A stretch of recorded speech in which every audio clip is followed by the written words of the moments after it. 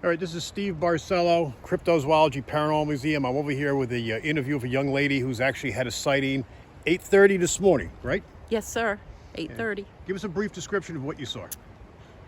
I saw what I thought was someone in a long fur coat, but then I realized their head and their face, everything was black, and the type of coat he was wearing would have been 100 years old. It was something like out of the Flappers, you know, the Klondike Men type coat. Okay.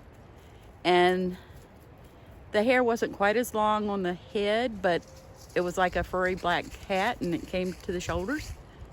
And it looked, from the distance, it looked tall, at least 6 foot. Right, we're going to try to judge that. I'm going to do is I'll let her go back in. Now, where she saw it from, we're using just the one camera here. I'm going to zoom in on the house. That's her office there, and that's where she was looking out that window. And back here, back up on this road, it was roughly in here when she caught it moving this direction here. So we're going to scout the area out and see what we can find. But I just want to clarify that. Now, you said you found structures in the woods near here? I found something that looks like they're very multicolored, playful, round domes, jungle gyms. Yep. It looks like it's old, but it's made completely out of branches. It's up against a tree.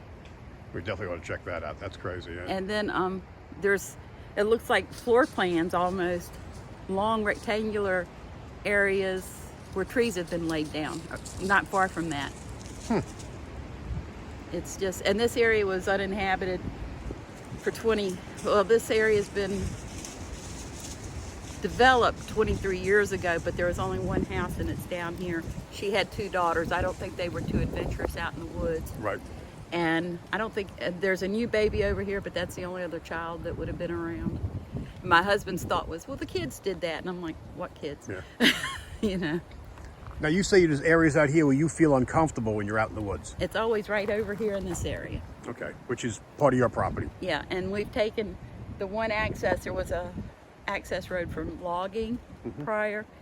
My husband pushed over this big hill. It had blueberries, blackberries, and honeysuckle. He pushed it over to try to block that area. And we've got gates. We've installed one gate, and our animals are here, so we've put a temporary fencing around it to try to help. Because in the past month, we just become very uncomfortable with whatever's going on. I don't blame you. All right, let's look around. Show me some things here. All right. You can see an old logging road right through here. And the driveway alarm, it's been setting off with nothing driving over it. My husband assures me it takes a lot of weight to set that alarm off. This camera on the trail, I have a picture that's kind of unique, and I've got that out to show you. Okay. It's an eye, and a friend of mine on the sheriff's department has even taken it out and shown it around and said, what do you think this is? And laughingly, we've said we've got a Bigfoot or an alien. Yep. You know.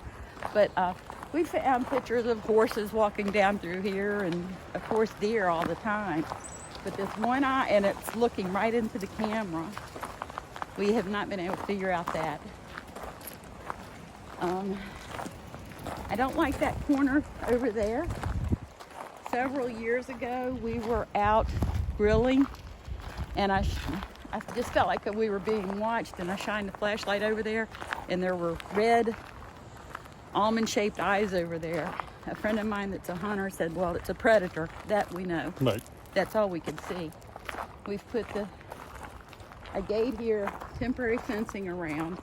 Now, you've got ducks and other animals here. Ducks and chickens, and I've got a couple of barn cats.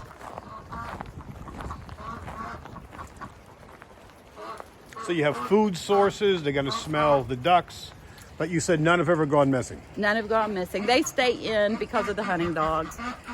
We've lost 2 roosters to hunting dogs, so everybody stays under lock and key now. I lost 2 barn cats this past hunting season, so we've also secured the area where the barn cats are, so they have a safe haven now. They can get away from any dog without having to climb a tree. They can get inside. Well, you've got quite a few in here. Wow. Yeah, we're down to actually 9 chickens now. We're kind of letting this group die out, and then we're going to start over again. Okay. But we still have 2 big roosters and like I said, they're secured. We've had, something went on here a couple weeks ago, and it was late at night, and they were standing up at this part of the fence carrying on, looking at the back wall. We never could figure out what their problem was. It was 10:30 at night. I felt like something was predatory around, and they were alarmed. Can't make accusations. I don't know what it was. Well, we're going to look around. All right, I'm going to knock this off. All right, I'm just going to end this interview here. We're going to go around, look around for prints, see what else we can find, any other evidence.